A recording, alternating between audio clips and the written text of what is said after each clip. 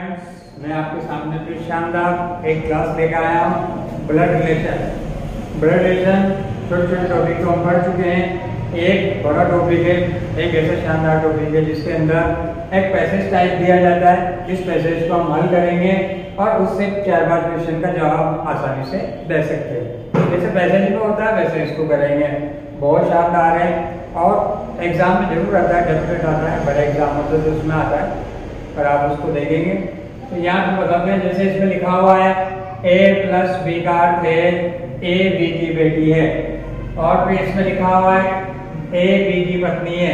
बोले A B दो ही तो है, कोई पत्नी बन रहा, कोई पति बन रहा, पिता बन रहा है, तो ऐसा नहीं है। इसका यूज कैसे करेंगे मैं आपको बताता हूँ एक शानदार तरीके से। समझ में आया? कुछ अभी तो क्वेश्चन ही लिखा है मैंने बेटा, तब समझ में आएगा। देखो इसको, तो इसमें यहाँ से देखते हैं इसको। पहले V+P, पहले प्लस वाला ये दो लेंगे, दो ही लिखे हमें तो दो लेंगे, आगे के दो लिए V+P। अब इसमें देखो प्लस किसमें आ रहा है, इसमें आ रहा है तो प्लस इसी में लेंगे। इसको मान लिया V और इसको मान लिया P। जैसे इसमें लिखा रहा है V+P, तो इसको पहले को V माना और इसको P माना। अब क्या बन गया? VP की बेटी है। ये जो V है ये बेटी है किसकी? P की। अब हमें पता नहीं P पुरुष है या महिला, तो हमने इसको खुला छोड़ दिया, हमें पता ही नहीं कि ये पुरुष है या महिला। नेक्स्ट देखते हैं इसको, सेकंड वाला। इसका पर्पज खत्म हो गया, इसको हटाते हैं। यहाँ से देखते हैं P और R, इनके बीच में लिखा हुआ इंटू वालों को पकड़ते हैं और इसको लिखा मान लिया P और इसको मान लिया R है। अब क्या हो गया? P R का पति है, ये बना P पति है किसका? R का। तो ये R औरत होगी, R ये इसकी पत्नी हुई। उसने आप कंफर्म कर दिया कि ये ना ये इस V का क्या है? पिता है। ठीक है, ये पति होगा तो ये क्या बन गई? पत्नी हुई। जैसे अपने को बनाना शानदार तरीके से आया है सारा। नेक्स्ट दो का काम हो गया, तीसरा देखते हैं। अब वापस प्लस पे आ जाइए, R+Q, यानी ये प्लस वाली लाइन है, इसको मान लेते R है और इसको मान लेते Q। ये हो गया RQ की बेटी है। ये जो R है ना ये बेटी है इसकी Q की। अब हमें ये भी पता नहीं Q पुरुष है या महिला है, लेकिन ये तो पता है कि इसकी बेटी है।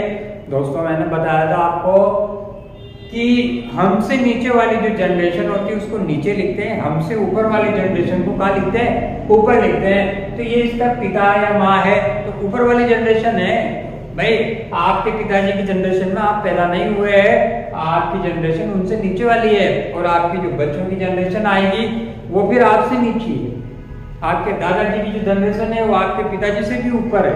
तो जो जैसे जैसे जनरेशन बढ़ती है वैसे वैसे ऊपर बढ़ते हैं, और जनरेशन नीचे होती जाती है वो वैसे वैसे नीचे आते हैं। हमारी उम्र के लोगों को हमारे साथ लिखते हैं। जैसे इसमें लिखा है कि P की पत्नी R है, अरे भाई दोनों हम उम्र ही होगी, एक ही पीढ़ी में पैदा हुए दोनों, तो दोनों को एक ही लाइन में लिखा। ठीक है, नेक्स्ट चलते हैं इसका। हम यहाँ पे आगे बढ़ते हैं। इसके बाद माइनस वाला को देखो, Q-S को आप ध्यान से देखेंगे, माइनस वाले को पकड़ लेते हैं, माइनस वाला है तो ये Q और S। अब क्या बन गया? QS की पत्नी है। ये जो Q है ना भैया ये पत्नी है। अब पता लग गया ये औरत है। ये किसकी पत्नी है? S की पत्नी है। ये S पति हो गया, ये दोनों क्या बन गए? पति पत्नी बन गए। अब देख लो, इन दोनों की बेटी है और इन दोनों का दामाद है, और ये दामाद का बच्चा है, बेटी बन गया। अपने ऐसे पता लगा सकते, कोई दिक्कत नहीं है।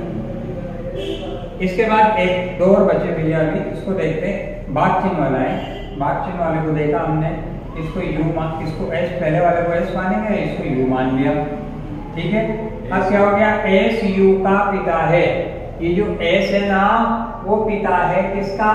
U का। U पता नहीं अभी ये लड़की है लड़का है, हमें इसकी जानकारी नहीं है, पर हमें ये तो पता है कि ये इसके पिताजी है। ठीक है, फिर नेक्स्ट बढ़ते आगे।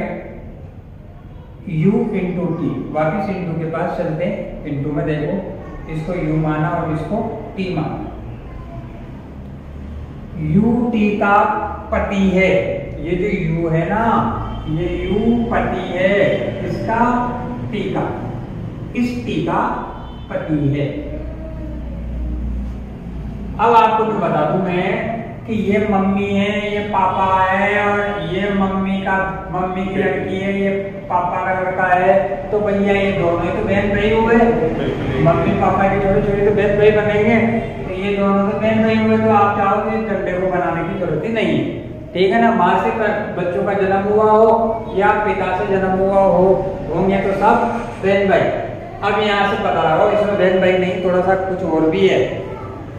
इसकी बेटी ये है और ये बेटी का दामाद है, इसका बेटा ये है और ये इसकी बहू है, इन दोनों की बहू है और इन दोनों का ये दामाद है और ये दामाद की बेटी है। अब हम चेक करते, हमारा पूरा क्लियर हो गया। एक लाइन दी हुई थी, आपको समझ में आ गया होगा मेरे हिसाब से, और मेरे हिसाब से क्या तुम्हारे हिसाब से भी समझ में आएगा। तुम चाहेंगे तो समझ में आएगा, नहीं चाहोगे तो कैसे समझ में आएगा भैया। बहुत आसान है तो सभी कुछ सीखा है क्या? एक बार तो बताएगा मुझे, कोई बात नहीं, बताना क्लास के बाद बताना। इसके नेक्स्ट देखते हैं। इसमें अब हमारे पास जो ऑप्शन दिए है उसको चेक करेंगे हम। इसमें लिखा रहा आर वी की माता है, ये जो आर है ना, ये आर इस वी की माता है, राइट है। तो हाँ बिल्कुल पता लग गया, ये वी है ना, ये वी का पिता है और ये इसकी मम्मी है। तो ये वाला ऑप्शन हमारा सही लिखा हुआ है, आर वी की माता है, ठीक है। दूसरा है एस वी का दादा है, ये जो एस है ना, ये इस वी का दादा है। देखो यहाँ से देखेंगे, ये इसका पिता, ये माँ और ये माँ की माँ यानी नानी, और ये कौन हो गया? नाना। तो ये वाला तो गलत हो गया, एस वी का दादा है, ये तो गलत है, दादा नहीं है तो नाना है। ये क्या होना चाहिए? नाना सही है, दादा गलत है दोस्तों, है ना। फिर क्यू आर की माँ है, क्यू है ना वो माँ है, किसकी? आर की, आर की मम्मी है। 100% दिख रहा आपको, ये बेटी है और ये मम्मी है ना। ये वाला भी सही है, क्यू आर की मम्मी है। नेक्स्ट है यू आर का भाई है, यू है ना वो भाई है, इसका आर का। अरे दोनों बहन भाई है, ये बहना है, ये भैया है, ये भैया की पत्नी भाभी है और ये इसके जीजा जी है ना। अब तुम कह रहे हैं तो एक ही नहीं, जीजा जी कहाँ बैठे? तो जीजा जी ने दिखेंगे नहीं, बस जीजा जी के डब्बे डब्बे बन रहे हैं। ये जीजा जी है, ये और दीदी भी गोला वाली दीदी है, भाभी जी भी गोले वाली है, मम्मी भी ऐसी है, पापा जी भी डब्बे हैं, ऐसे ही है ना। घर पे जाकर मत कहना सर ने ऐसे पढ़ाया था, पापा जी भी डब्बे है ना, झगड़े हो जाए बेटा, ऐसा नहीं है ना। तो ऐसा है कि तो हमने एक टारगेट बना रखा है सिखाने के लिए, गोला और डब्बे, ठीक है। समझ में आया? इसमें लिखा था यू आर का भाई है, तो ये यू आर का भाई है, इसका मतलब सारे सही है। यहाँ पे ऐसे लिखना चाहिए था कि इनमें से कौन सा सही नहीं है, तो ये है हमारा बी वाला सही नहीं।